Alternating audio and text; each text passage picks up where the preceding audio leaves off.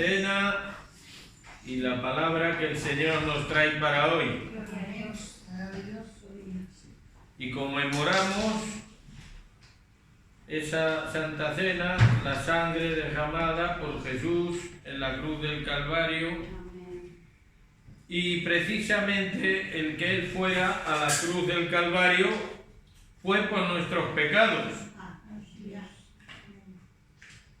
Y hoy, de lo que Dios nos quiere hablar, el mensaje para hoy, precisamente el título es "Pequé sin saber que pecaba". ¿Cuántas veces habremos dicho esto? Ahí va, pastor, pero esto es pecado de toda la vida. Oh, pues ahora me entero. Pues llevas toda la vida pecando por eso. Bueno es que te enteres, porque efectivamente muchas veces se peca sin saber que se peca, pero todo esto ya comienza desde chiquititos. No creáis que dice, ya me he hecho mayor de edad, allá va. No. Y si algo hay claro, notorio y sin ningún género de dudas, es que el ser humano, nada más nacer, no puede valerse por sí mismo, ¿verdad? O sea, no valemos para nada. Como no nos echen algo más que una mano, íbamos a vivir lo justito. Para que podamos valernos por sí mismos, ¿qué requiere? Tiempo, y durante ese tiempo necesitamos ejercitarnos, ya no solo físicamente para crecer, aprender a andar y todo eso. Así también necesitamos un aprendizaje, es decir, una docencia que nos permita prepararnos para el futuro. Ni qué decir tiene que la parte más importante de toda nuestra vida, de todo el ser humano, ¿sabéis cuál es? La espiritual. Aparte de recibir instrucción, y llegado el momento, el resto solo dependerá de nosotros, es decir, de las decisiones que tomemos tú y yo. De pequeños hacemos lo que nuestros mayores, nuestros padres llaman travesuras, ¿no? Uy, este niño, esta niña, qué travieso es, no para. La mayor parte de ellas, ¿en qué consiste? En guiarnos por nuestros propios impulsos de forma inconsciente. Es decir, se supone que no sabemos el peligro que corremos, ya que a ciertas edades, precisamente, no tenemos conciencia del riesgo que tenemos con ciertas actitudes, ciertas cosas que podemos hacer, y que es un verdadero peligro para la edad que tenemos cuando somos chiquititos. Los hay que se jubilan y se mueren y tienen más peligro que un bebé. No pensemos que solamente los chiquititos, que los hay ya maduros de edad, no de cabeza, y tienen más peligro que un bebé. Hay que estar encima de ellos constantemente. Pero bueno, vamos a ir a lo que se supone que es natural, desde los chiquititos en adelante. Y a consecuencia de estas acciones, ¿qué nos pasa? Que recibimos la reprimenda de nuestros padres, de nuestros mayores, a fin de ¿qué? De irnos enseñando ya desde pequeños. Y lo primero de la enseñanza, sin duda, lo primero que tenemos que hacer, que es aprender a obedecer, a someternos. Qué difícil, ¿verdad? Dicho de otra forma más clara, quieren que aprendamos a ser disciplinados, ya que conseguirlo nos va a traer muchos mejores resultados en los cimientos de nuestra propia vida. Vamos a crecer, como dice el dicho, derechitos como una vela. Lo que pasa es que hay velas que se derriten antes de encenderla y se tuercen. Y a prueba de esta falta, y la prueba, hermanos, de esta falta de obediencia y disciplina, se muestra de una forma muy clara en nuestra actitud, clara y abierta, y es cuando llegamos a la adolescencia. ¡Qué peligro! Si de chiquititos éramos enredas y no parábamos, de adolescentes, y parte de la obediencia y la disciplina se añade, aparte de esa, de obediencia y la disciplina, se añade algo a nuestra vida que es muy peligroso en nuestro compañero de viaje, en nuestro caminar por este mundo. ¿Sabéis qué es? ¿Quién ha sido adolescente aquí? Pues ¿os acordáis de lo rebeldes que éramos? Pues a todo eso se añade la rebeldía. Y la rebeldía es algo tan sencillo y tan peligroso como ir en contra de toda norma establecida por nuestros padres o autoridades delegadas. Si somos capaces de acatar todas esas normas que nuestros padres nos ponen en casa para guardarnos y cuidarnos, difícilmente, si no somos capaces de acatar esas formas que los padres nos imponen, difícilmente acataremos más adelante las normas de nuestros profesores en el colegio o el instituto. ¡Ay, señor Manolo, qué hijo más gamberrete tiene usted! Pues era un poco fino.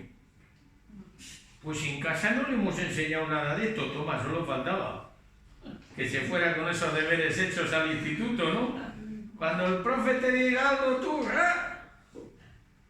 solo faltaría. Y a su vez, de igual modo, actuaremos el día de mañana a nivel laboral. El que no es capaz de acatar las normas en casa de pequeño, tiene rebeldía y en el instituto es una joyita a tallar, lleva toda la carrera hecha para que el día de mañana dure un cuarto de hora en cualquier empresa que entre. De esta forma, fijaros que al igual que una bici de carreras, y por aquí veo a dos que les gusta la bici, que yo sepa, nosotros damos una pedalada a corta edad y avanzamos, pero en la juventud, en la adolescencia, que equivale al siguiente piñón, hemos dado dos. Y de adultos, y cuando llega al último piñón, fijaros la de vueltas que hemos dado ya en la vida. Y diríamos que este mueve la rueda de nuestra vida. Nosotros damos una pedalada en ese piñón grande, pero no nos damos cuenta que en el chiquitito, en el fondo, hemos dado 3 o 4 o las que demos. No somos conscientes de lo que avanzamos en ciertas cosas que no deberíamos avanzar. Una vida que si se comienza con mal paso y no se corrige, sin lugar a dudas, más tarde o más temprano, las consecuencias van a ser irreparables. Pero toda rebeldía tiene también su porción de rebeldía, como hemos dicho, y también de necedad. ¿Y por qué? Muy sencillo, porque nos encerramos en sí mismos, en nuestras supuestas, y digo supuestas, razones, y no nos paramos a valorar los motivos por los cuales hemos de obedecer, simplemente vamos en contra de lo establecido. Hoy vamos a poder ver cómo el hombre, con sus actitudes, pensamientos y tradiciones, que no olvidemos que esto último es lo que mata espiritualmente al hombre, aparte de otras cosas, llega a enemistarnos con Dios, aún quizás, como dice el título, sin nosotros saberlo. Pero eso no nos exime de culpa alguna, cuando hemos tenido la ocasión de ser formados, de aprender, y lo hemos rechazado. Y nos han tendido manos y las hemos rechazado. Y decidimos hacer las cosas a nuestra manera, tristemente comprobando más tarde, con el paso del tiempo, nuestro error, pero en muchos casos ya se han pagado las consecuencias. Y para entonces, ¿dónde estarán aquellas manos que nos tendieron y las despreciamos? ¿Dónde estarán esas manos? Pues aquellas manos no sé, pero os puedo asegurar que si está en nuestro corazón, Dios va a poner nuevas manos para tendernos esa ayuda que necesitamos. Así es. Hermanos, como decíamos al principio, el título del mensaje es Pequé sin saber que pecaba. Si algo tiene el hombre y no es nada bueno, es el pensar que siempre lo sabe todo y que no necesita que nadie le diga nada, Yo tengo la razón. ¿Cuántas veces lo hemos oído y lo hemos repetido aquí muchas veces? Yo siempre lo he hecho así. A mí nadie me enseña cómo educar a mis hijos. Que por cierto, esta última frase no es original mía. Esa última frase la escuché yo hace tiempo aquí en la iglesia porque me la dijeron a mí, unos padres. A mí nadie me enseña cómo tengo que educar a mis hijos. O sea que no es original del pastor, viene de una ovejita que me informó. Mi padre lo hacía así y se lo enseñó a mi abuelo y le fue muy bien. Por lo tanto, yo no cambio, sigo así. Pobrecillo el que piensa así. Lo malo ya no es que esta actitud sea una actitud que los cristianos muy amablemente decimos, eso lo hace la gente del mundo, de esa puerta para afuera. Sí. Y de esta puerta para adentro también que lo sé yo. ¿Verdad? Y es bueno que sepamos qué nos tiene que decir Dios ante la actitud de pensar que todo lo sabemos. Debería estar contento Dios, decir, qué hijos más listos tengo, lo saben todo, no hace falta que les enseñe nada. Pero vamos a ir a ver qué nos dice la palabra de Dios, como por ejemplo en Proverbios 1:7, texto archiconocido. El principio de la sabiduría es el temor de Dios. Amén. O sea que si quieres empezar bien la marchita desde chiquitito, más vale que tus padres te hayan enseñado que el temor a Dios es el principio de toda sabiduría. Amén. Que si comienzas por ahí, empiezas bien y comienzas bien la carrera. Amén. Pero luego dice, los insensatos desprecian la sabiduría y la enseñanza. ¿Cuántos insensatos hay aquí? Hoy. Gracias, Señor, por la congregación que manda. Y no solo termina aquí lo que Dios nos dice, ¿verdad? Fijaros cómo nos insta a oír, o sea, es Dios, no lo digo yo, el pastor, nos insta a oír las instrucciones, los consejos, las enseñanzas del que más nos conoce después de Dios. ¿Quién puede ser? Ahí. Elvira se ha instruido bien. Y para ello vamos a ir también en este mismo capítulo 1 de Proverbios a los versículos siguientes, que es el 8 y el 9, cuando dice, oye, hijo mío, la instrucción de tu padre. Oye, atento. Y no desprecies la dirección de tu madre, que seguro que pasas más tiempo que con tu padre. Porque adorno de gracia será a tu cabeza y collares a tu cuello. Fijaros que no es casualidad que el rey Salomón escribe en el versículo 9 cuando hace estas dos comparaciones. Fijaros, describe Salomón el buen resultado que el joven se le asegura al prestar atención a la corrección de su padre y a la instrucción de su madre. Habla de adorno en la cabeza, es decir, podría ser diadema, que da gracia a la cabeza, y collar que adorna el cuello. ¿Esto cómo lo entendéis? Estas comparaciones, si os dais cuenta, son muy precisas y muy apropiadas, pues no solo ¿Es la sabiduría el mejor ornato de la persona? Ornato es un adorno, un atavío que realza a la persona.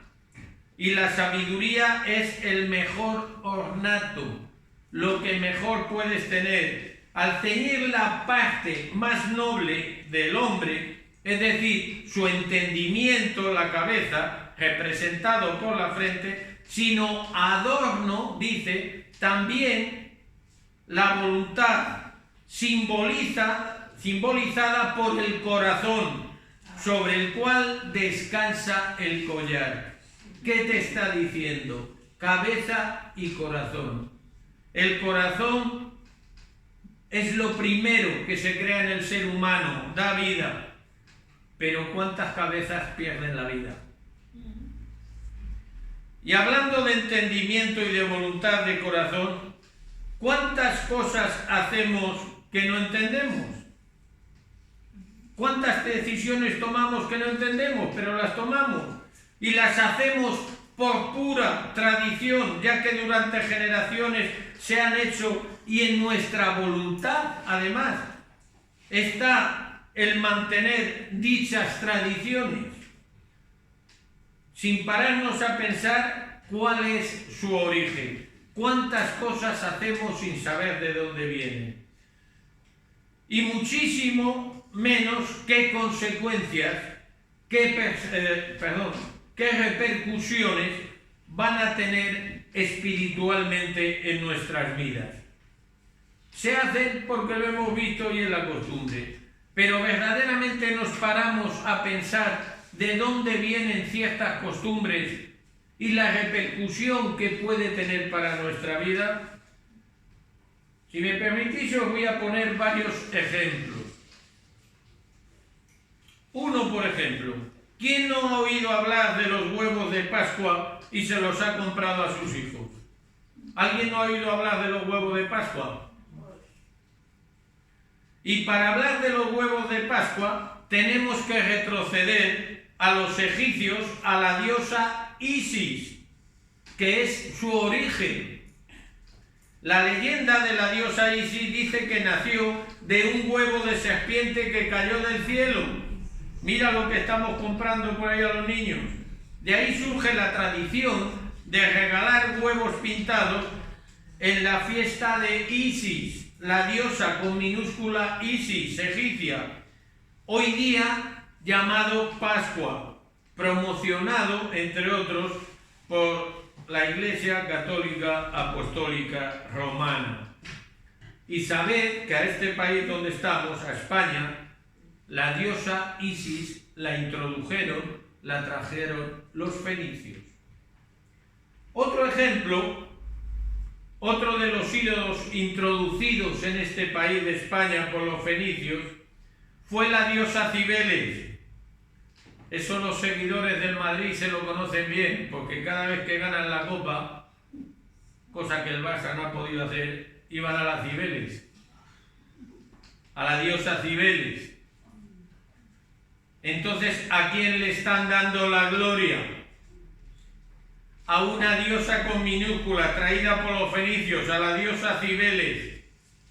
Y ya que estamos en Madrid, muy cerquita, está también la fuente de Neptuno, donde van los del Atlético de Madrid a celebrar los triunfos. El dios Neptuno. Fijaros también otro ejemplo, en los obeliscos. ¿Cuántas ciudades tienen obeliscos? Un montón, ¿verdad? ¿Sabéis lo que os digo? Ese pedrusco que pone ahí en mitad de la plaza bien alto.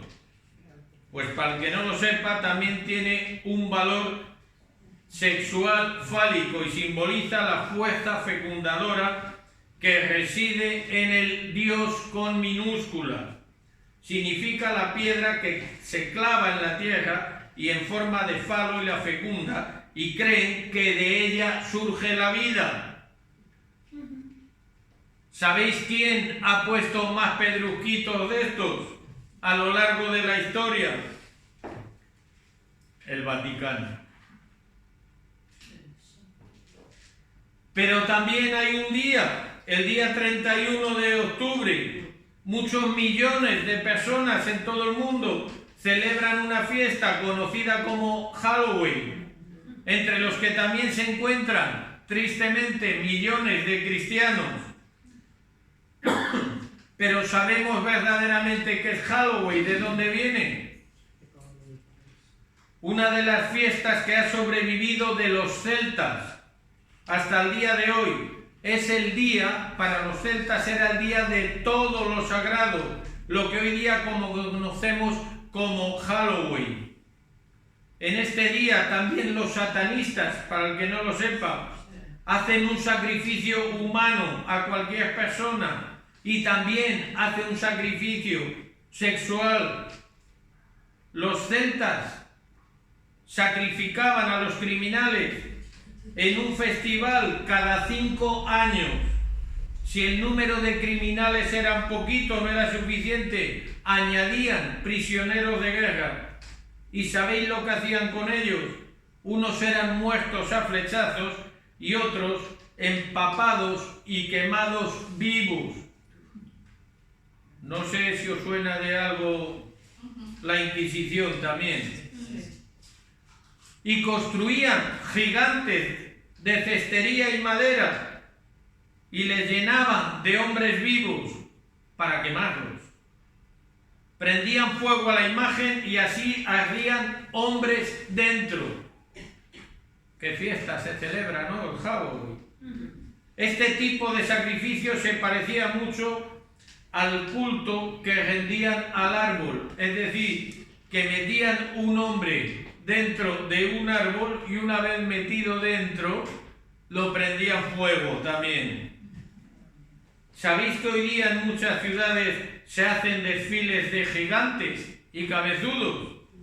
Hace unos años yo recuerdo que Mont Blanc fue la ciudad gigantera. Allí acudieron miles de personas con todo tipo de gigantes. ¿Qué fiestorro más bueno? Pues saber de dónde venía, saber a quién le estaban dando el culto. Nadie sabe explicar de dónde vienen si preguntas esta tradición. Seguro que nadie te respondería, muy pocos. ¿No tendrán estos gigantes también conexión con los celtas? Esa tradición que ha ido viniendo. En Roma también se adoró a la diosa Isis, egipcia, y a Osiris también. Y su fiesta, curiosamente, era en carnaval. La Iglesia Católica Apostólica Romana ha conservado las tradiciones paganas. Lo único que ha hecho es cambiarlas de nombre y darle una manita de pintura para disimularlas. A Osiris se le identifica como el dios de los muertos. La fiesta de este ídolo era conmemorada, fijaros bien, en Roma, del 29 al 1 de noviembre. ¿Os suena al 1 de noviembre? Lo que hoy día se conoce con festividad de todos los santos. Pues sabed que esa festividad viene de estos tiempos de Osiris. Es una fiesta pagana. La palabra de Dios dice bien claro: dejad que los muertos entierren a sus muertos. Yo oro por los vivos, de los muertos ya se encarga Dios. Esos días están dedicados, como os decía, actualmente a Halloween y al día que llaman de todos los santos. No debemos, hermanos, de olvidar lo que nos dice también la palabra de Dios. Si vamos a Primera de Juan, capítulo 5, verso 4, nos dice: porque todo lo que es nacido de Dios vence al mundo. Ya me pueden disfrazar lo que quieran, porque en mi vida, en mi corazón, en mi mente, lo que va a prevalecer es lo que Dios opina, lo que Dios me da a través de su palabra. Amén. Dice, y esta es la victoria que ha vencido al mundo, nuestra fe. Amén. Tú crees en la palabra de Dios y todas estas cosas no las celebrarás. Tú has nacido de nuevo por el agua y el espíritu. Tú eres nueva criatura. Ten fe y nunca dejes en ningún momento de mantener esa intimidad con Dios, que para eso Dios nos dejó y mora dentro de cada uno, a su Espíritu Santo. Consúltale a Él, Espíritu Santo de Dios, muéstrame. Y Él, a través del Espíritu Santo, te va a dar revelación, Dios, sobre muchas cosas que para ti, a lo mejor hasta el día de hoy eran normales, y te sorprende el saber cómo estabas pecando, aún sin duda te cuenta, como dice el título, pequé sin saber que pecaba. ¿Cuántas cosas hacemos por ignorancia, hermanos? Y esto por puro desconocimiento de la palabra de Dios, no hay otra. Hay otro error que los hijos de Dios no pueden cometer. Y es bueno saber ahora que el Islam parece que está resurgiendo y crece a nuestro lado, ¿verdad? ¿Alguien sabe lo que es la palabra Alá? Porque yo he oído infinidad de veces, Alá es Dios en árabe. Nosotros decimos Jehová o Dios y ellos dicen Alá. Mentira del diablo. La palabra Alá viene de la palabra griega compuesta por al-ilah. Al es el artículo definido, la, e ilan es una palabra árabe para Dios. No nuestro Dios, para Dios minúscula. No es una palabra ni extranjera, ni siquiera hebrea ni griega para definir a Dios, como se encuentra en la Biblia. Nada tiene que ver. Alá es un término árabe que se usa en referencia a una deidad árabe. Nada tiene que ver con Dios, con nuestro Dios. Y muchos dicen, no, Alá es Dios en árabe. Mentira del diablo. Alá no se traduce como Jehová o como Dios. La adoración a Alá y la adoración a Baal, fijad lo que os digo, eran ambas religiones astrales, en el sentido de que involucran a la adoración del sol, la luna y las estrellas. El símbolo del culto al dios luna, en la cultura árabe y en otras partes del extranjero, por Oriente, era la media luna. Eso seguro que lo sabéis todos. Todos los árabes tienen la media luna. E incluso hasta en la Cruz Roja está la media luna árabe. Y curiosamente la Cruz Roja fue fundada por un pastor evangélico, el hermano Duma. ¿Qué cosas? A pesar de que la luna generalmente era adorada, era adorada como una deidad femenina, fijaros bien, en el antiguo Medio Oriente los árabes la consideraban como una deidad masculina, la luna. España está llena de ciudades, por si no lo sabéis, que empiezan por Al, y eso ya sabéis de dónde viene, en homenaje a este espíritu pagano, llámese Almería, llámese Algeciras, llámese Alcorcón. Todo lo que en España empieza por Al viene del árabe. Y todos los días dormís con el Al, porque seguro que os ponéis almohadas. Y eso viene del árabe. Que lo sepáis. Donde reposa la cabeza. Casi mejor decir, Gloria, pásame un cojín, ¿sabes?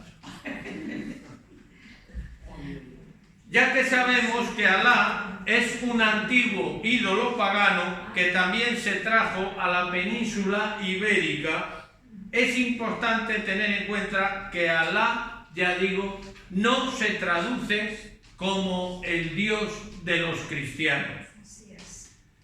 Pero es importante también recordar lo que nos decía, que lo hemos dicho muchas veces, pero una vez más, es importante en Oseas 4, en el capítulo 6.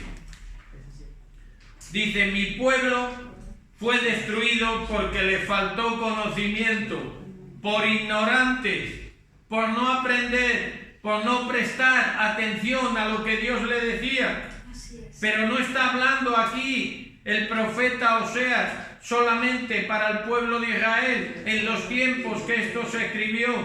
Está hablando para nosotros, para labradores del reino. En el 2019 esta palabra es actual. Tenemos que tener conocimiento de la palabra de Dios, porque es la única forma. Cuando tenemos conocimiento, tenemos palabra de ciencia, tenemos sabiduría y tenemos revelación de parte de Dios a través del Espíritu Santo. Amén. Y nos dice: por cuanto desechaste el conocimiento, yo te eché del sacerdocio, y porque olvidaste la ley de tu Dios, también yo me olvidaré de tus hijos. Qué importante es el saber las consecuencias que tiene cada una de nuestras actitudes. Amén. ¿Cuántas veces habremos dicho: si me sale mal, peor para mí y para tu generación, que pagará también las consecuencias? Así es. Hermanos, quería aclararos y puntualizar todo lo referente a Alá y al Islam, pues la propaganda cada día es más agresiva y engañosa. Así es. Sin ir más lejos, todos los domingos, es decir, hoy, en la 2 a las 9:30, hay un programa que hablan primero los evangélicos, luego los musulmanes, luego los judíos y luego los musulmanes. Yo cuando puedo los veo, los tres, porque me gusta verlo, porque si no, no tengo conocimiento de causa para hablar. Pero si lo veis y tenéis algo de conocimiento del Islam, pensaréis que estáis viendo otro programa, que eso no tiene que ver nada con el Islam. Hoy, curiosamente, han sacado una escena, no sé si alguno lo habréis visto, pero hoy han sacado una escena en televisión, porque como ya ha acabado el Ramadán de los musulmanes, y estaban haciendo una fiesta en una mesa, y qué curioso que había allí un obispo poniéndose las botas con todos ellos. Estaba allí celebrando el final del Ramadán, no sé si lo habéis visto. Hoy ha salido, porque digo, anda, mira dónde está por ahí Monseñor. Y aplaudiendo pues lo que aquellos hombres decían, sin comentarios. Y para resumiros este tema y acabar con este tema del Islam, la gran diferencia entre Dios y Alá. Vamos a puntualizar algo porque es bueno saberlo. ¿Dios qué es? Jehová es espíritu. ¿Y Alá qué es? Un espíritu. Parece lo mismo, pero no es igual. Así es. Dios se revela por medio del pueblo hebreo. Mahoma impuso este ídolo matando a toda la oposición. Dios revelado en la Biblia. La Biblia, sabéis que hay una diferencia inmensa de años desde Génesis hasta Apocalipsis. En cambio, Alá se revela a través del Corán. Dios Padre tuvo un hijo, Jesús. Alá, nada. Dios, a través de su Hijo amado Jesús, Jesús dio la vida por nosotros, los pecadores. ¿Sabéis una cosa? Alá nunca se relaciona con sus adeptos. Dios, su esencia es el amor. Alá, su esencia es muerte, violencia. Y por último, Dios es el dador de la vida. Alá solo ha traído hasta el día de hoy muerte, destrucción física y espiritual. Por lo tanto, si alguien entendía que Alá era la traducción de Dios, fijaros qué comparación sin nombre. No nos olvidemos también, vamos a poner un momentito dulce por unos segundos, de toda la pastelería que hay montada en honor de ídolos en cada barrio, pueblo, ciudad y nación. ¿Sabéis a lo que me refiero? Vamos a comernos una rosquillita de San Papucio, que hoy es San Papucio. Y para San Papucio nos comemos estas rosquillitas. ¡Ay, qué buena! Dame una copita Mojatel para que entre mejor. Y consumimos productos así. Rosquilla de santo, el día de todos los santos, los huesos de santo. Si los huesos de santo fueran así, no sé, seguro que no había ni huesos ni santos, se los habían comido ya. Ya sabéis lo que me refiero, no sé si los que sois de fuera los conocéis. Aquí en España hacen un dulce que se llama hueso de santo para el día de todos los santos. Entonces le estamos dando la gloria y el honor a quien no debemos, a ídolos.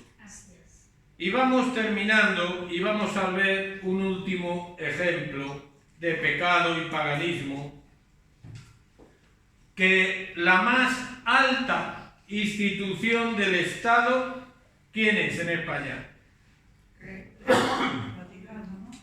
Pues la más alta institución del Estado en España, que es el rey, es quien da esta condecoración. Es decir, la más alta jerarquía de paganismo dada por el monarca.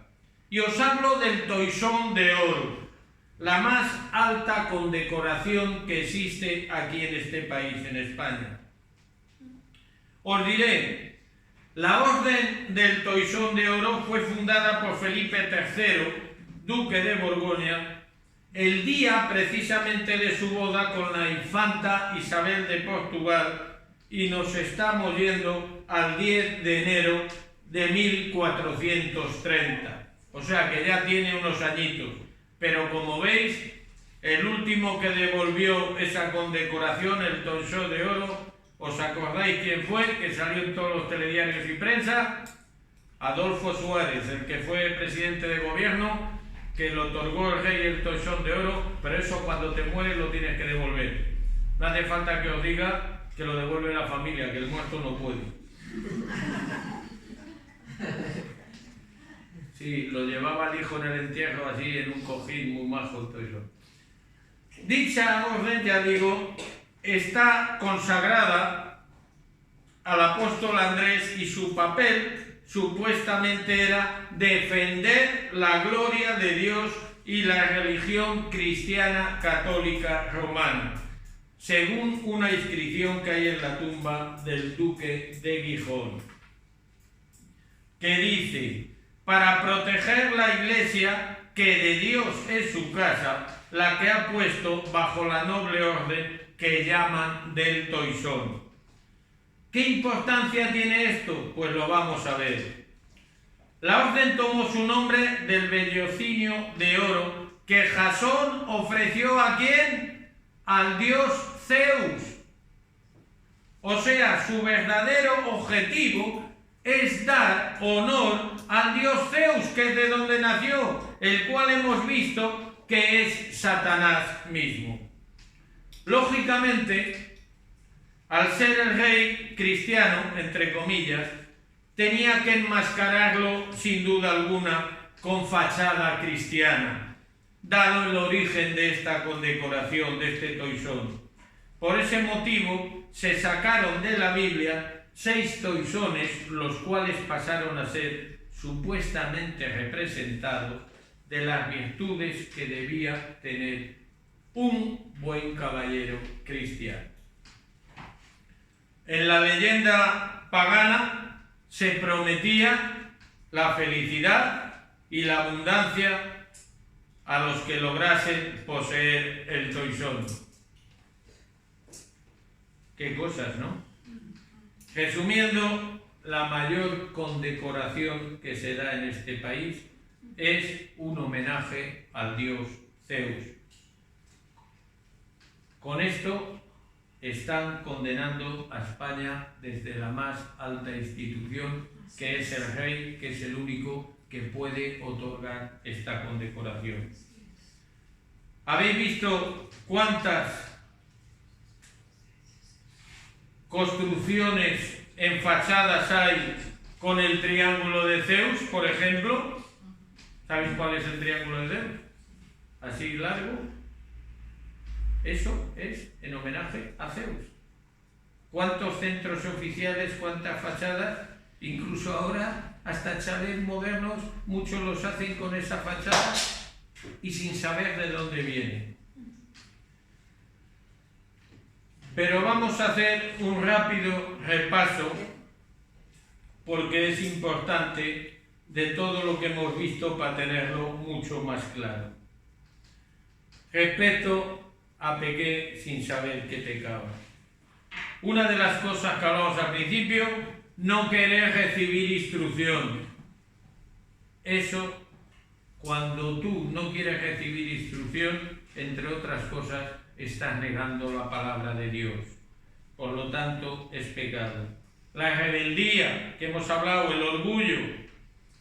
Hemos hablado también de los huevos de Pascua, de la diosa egipcia Isis, dioses como Cibeles o Neptuno, que conviven hoy día la gente con ellos.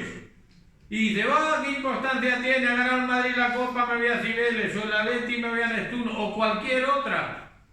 O gana el Barça y se van a la Moreneta, o van al otro y se van a Valencia, a la otra.